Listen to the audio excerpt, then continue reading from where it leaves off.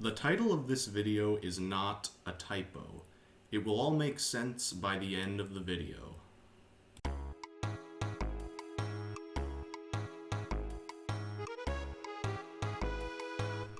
With the recent announcement of Sonic Superstars, I had a sudden surge of nostalgia run through my body.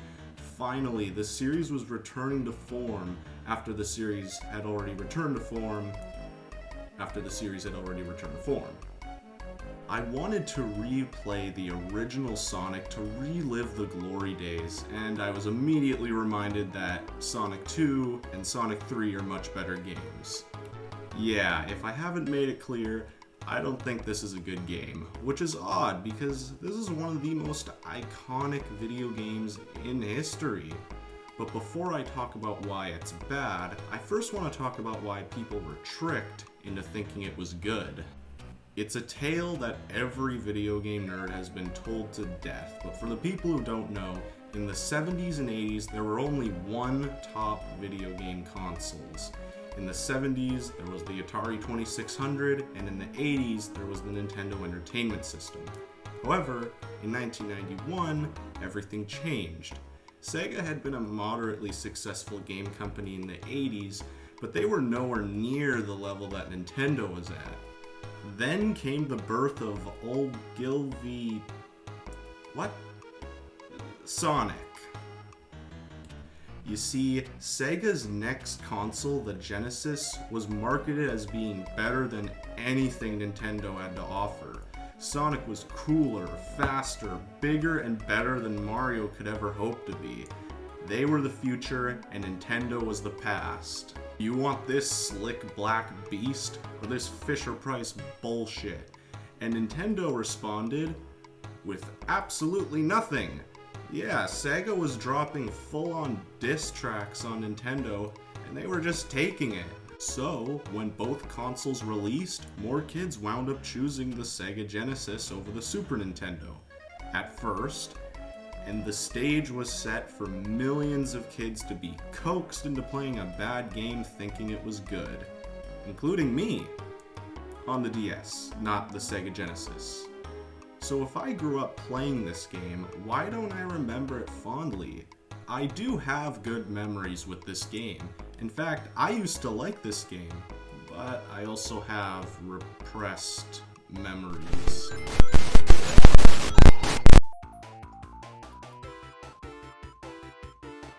So, what changed my mind all these years later? Well, there's a big problem as soon as I press the start button.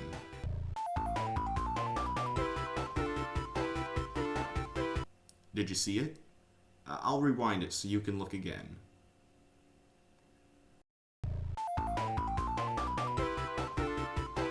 Still don't see it? Okay, here, let's compare this to the title screen of Super Mario World, the game that this game would be in direct competition with at the time period. Look at what happens when I press start on the title screen of this game. There's save files. Sonic doesn't have save files in 1991. I could understand in the 80s not having save files because even though some games did, it wasn't standard practice yet. But by the time Sonic released, it was becoming the standard to be able to manually save your progress. Some games like Mega Man X and Super Castlevania could get away with not having save files by having a password system where you write down the password and then punch in the code later to resume where you left off in the game. But Sonic doesn't even have that.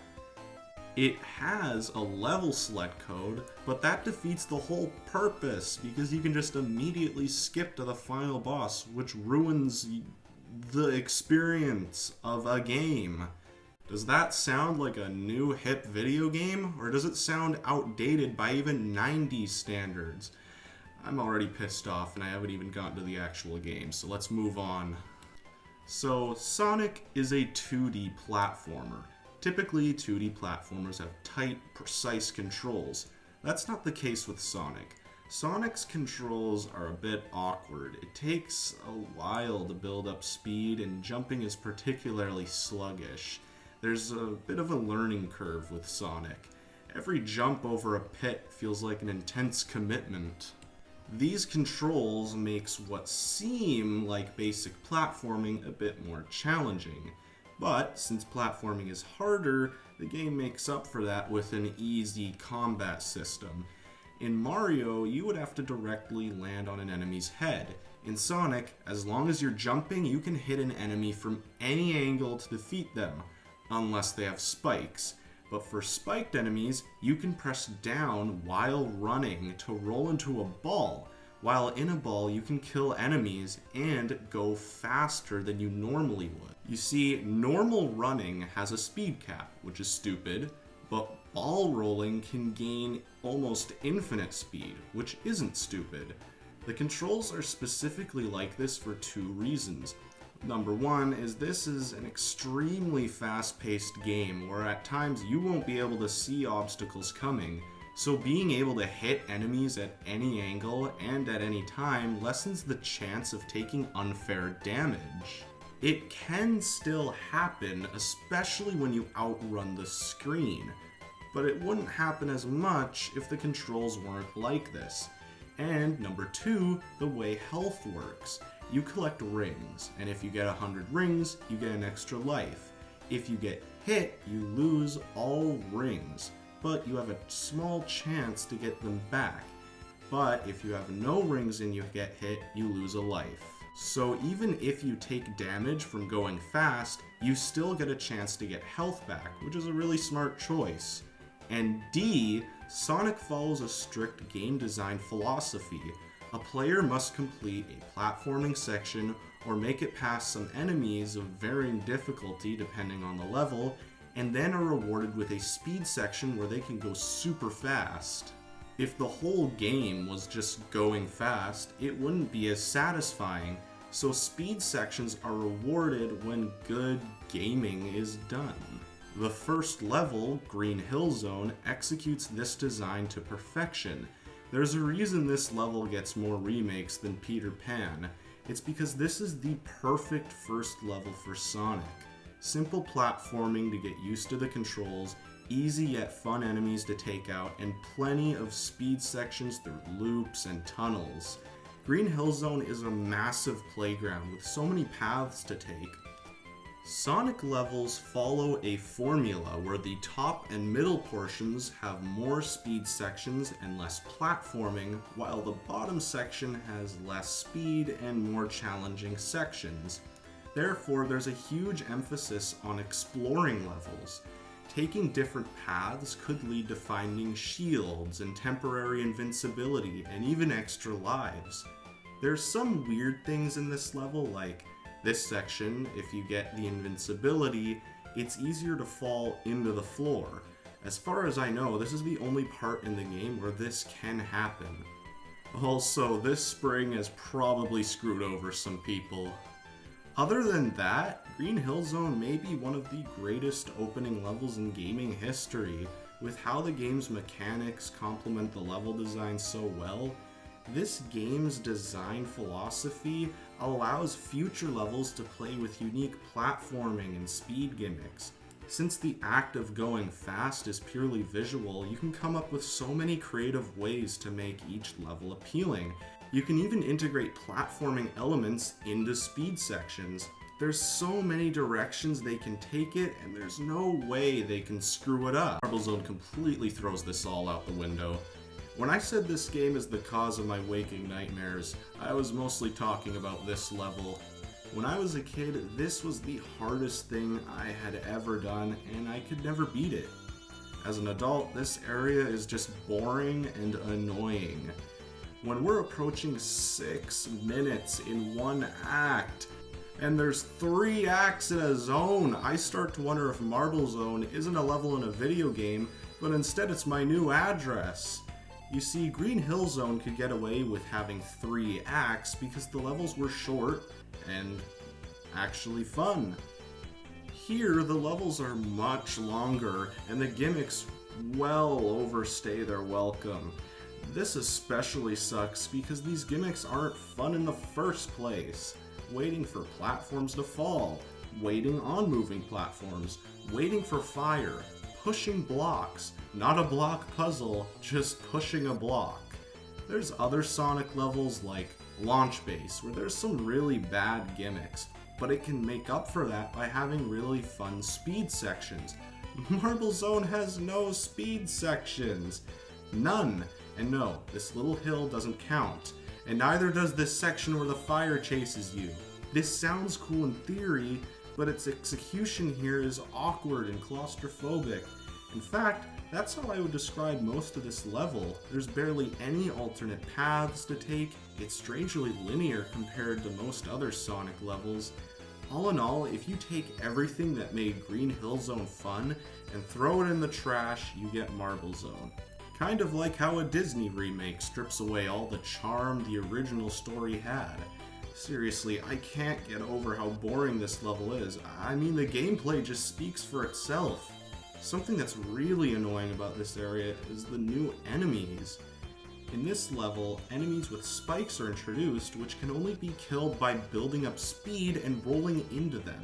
However, they're often placed in sections where there isn't enough room to build up speed, so just I kinda like the boss fight in this area though. Earlier in the level, there's these platforms that burn away, and the boss fight uses this mechanic in a clever way. So at least there's that. Spring Yard Zone is much shorter, thank God. And there's speed sections. Pretty fun speed sections, in fact. There's cool half-pipe areas where you can build tons of speed to reach different paths. We get introduced to running on the ceiling, and the springs cause you to bounce super high in the air because this is Spring Yard Zone after all. Unfortunately, these speed sections are short and few and far between, and while it's fun to be flung in the air, you also get flung into pits where you die and you really have no control over what you're doing. But what's filling in the space between the speed sections? Well,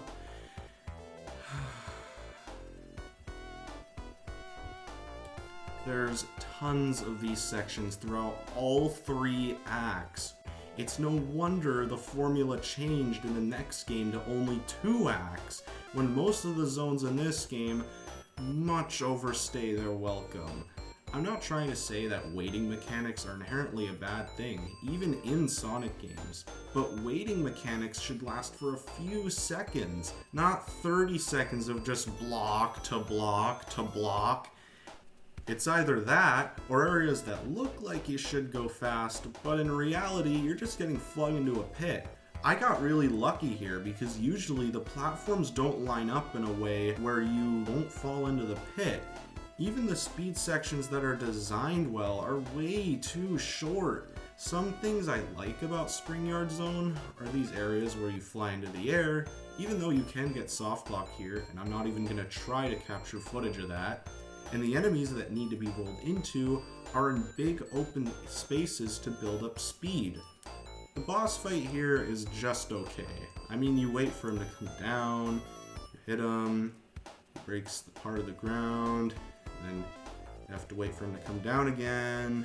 It's just fine. In conclusion, Spring Yard Zone is a little better than Marble Zone, but I still just don't like it. No, take me back! No, Labyrinth Zone. It's been talked about to death why this level is bad, but the simplest answer is take every worst quality of Marble Zone, the long levels, the terrible gimmicks, and make it somehow even more boring. This is a water level, and the way water levels work in Sonic games is that the water slows you down. So you can see how that's a problem when the entire level is just you going through water. It's mind-numbingly boring, and what's even worse is that you have to repeatedly stop for air bubbles, which makes the level go even slower. And then you gotta stand there and keep waiting for bubbles to show up, and then the timer starts, so if you don't get a bubble and the timer runs out, you instantly lose a life. And sometimes, bubbles just won't show up. Once again, there's things I like about this level, like these water slide sections, even though this looping section is complete bullshit. And the currents make clever use of the underwater gimmick. But that doesn't matter when there's only 2 of these sections in the whole level, and they last for like a section. And this boss fight. If you have rings, this boss fight isn't that bad, but if you die here, you'll realize the checkpoint is in an area with no rings, which means this boss is just gonna eat up your lives. This level really makes me think that Sega was intentionally making this game to be as unpleasant as possible. Also, I'm starting to wonder if Sega even wanted to playtest their levels when I accidentally find a secret that skips most of the level. Mario can get away with this because even though there's secret exits that skip levels, they lead to extra secret levels. That doesn't happen here. And are we missing something here? This game was marketed as the Mario Killer, yet most of it is 10 times slower than the average Mario game. I don't know what happened. The puzzle pieces were here for an amazing, unique experience. All they had to do was capitalize on the design philosophy they set up. Starlight Zone. Plenty of fun speed sections that use level gimmicks, new physics-based platforming elements that are fun yet challenging, and these elements come into play for the boss fight? Seriously, this is the best boss fight in the game. Using the seesaws to hit Robotnik is a clever idea. My only gripe with this stage is that it's kind of barren, and these enemies are really annoying, especially since you can't kill them. But just look at the gameplay of this area compared to something like Marble Zone or Labyrinth Zone. It's night and day. Starlight Zone is a great area, and this game is starting to turn around. I should have kept my damn mouth shut. Scrap Brain Zone is the last level in the game. Wait, final level? Yep, that's right, Sonic, the game directly competing with Super Mario World's 96 lovingly handcrafted levels, has 18 levels, with 12 of them being terrible. And Scrap Brain Zone is the worst one yet. It's not because it has the longest levels, it's because it has some of the worst mechanics I've seen in any video game. Stuff pops out of the ground to hit you with no warning. There's so many awkward, frame-perfect jumps, and areas where it's easy to get squished, easy to fall, easy to get trapped, and even soft-locked. On top of that, you have the most annoying enemies in the game. So many areas in this entire game boil down to, hey, have you seen this before? Well, if you haven't, then you're dead. But this problem is especially prevalent in Scrap Brain Zone. Why am I punished for simply not knowing how to approach a challenge? The worst part is that Act 3 of Scrap Brain Zone is actually Act 4 of Labyrinth Zone. Everyone says this is the worst level in the game, but I'm not waiting to find out. Yeah, right at the beginning of the level, there's a shortcut that you can take to skip nearly the entire level. Once again, did Sega even want to playtest their levels? I can't remember the last time I willingly played this level the intended way.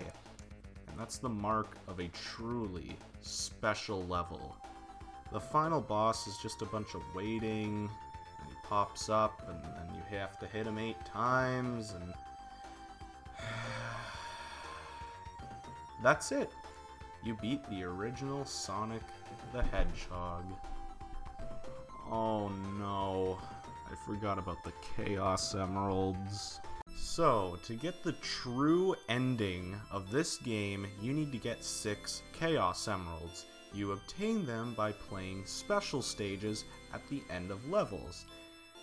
And it's about as fun as it looks. The controls for this are weirdly unresponsive compared to the rest of the game. The whole stage rotates as you try to make your way through a labyrinth to eventually get the emerald. All the while the stage rotates, and one bad jump on one bad angle can send you careening into a goal block, which means you failed the special stage and you have to try again at the next level. It's hard for all the wrong reasons, to the point where I'm not ashamed to admit the only way I can get all the emeralds is if I use save states. The worst part is how you actually enter the special stages. There's 18 levels, which you might think means 18 chances to get 6 Chaos Emeralds, but no! No special stages will appear in Scrap Brain Zone or a level with a boss fight, which means you actually have 10 chances for 6 emeralds. If you fail at least 5 times, you can't get the true ending. And even in the levels where the special stages do appear, they only show up if you have at least 50 rings by the end of the stage, which is really hard to do considering how easy it is to lose them. So, not only do I use save states while in the special stage, but I use save states when I have 50 rings in a level due to the limited chances there are. But, if somehow you complete it, you get the same exact ending, except the Chaos Emeralds turn into flowers or something. What was the point of all that? You know what? I could complain about how pointless the true ending is, but I'm just glad that it's all over with. At the end of the day, I see the very first Sonic as an experimental game. Sega was trying out a new, fresh concept that hadn't been done before in order to compete with Nintendo. In some areas, I think they succeeded, but in most others, they hands down failed. What the first Sonic ended up becoming was an overhyped game that fell victim to so many outdated game design tropes. There is no way to save your progress. If you lose all your lives, you restart the entire game. You're punished for doing the thing that the game teaches you to do. And worst of all, the game tried to play it safe by not using its speed mechanics to the fullest potential, instead opting for boring, uninspired levels that you'd find in any other 2D platformer at the time. Sonic 1 was outdated, even when it originally released. However, its 2 sequels used the building blocks that this game set up to create unique and incredible experiences.